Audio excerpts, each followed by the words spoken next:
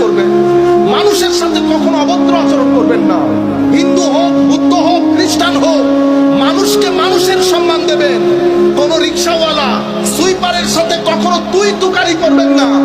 ভালো বংশের পোলাপাইন কখনো মানুষের সাথে বেয়াদবি করেন। এটা হলে কি হবে? আপনার জীবন এনার্জেটিক হবে। আপনার জীবনে দুই ধরনের এনার্জি দরকার। কয় ধরনের এনার্জি?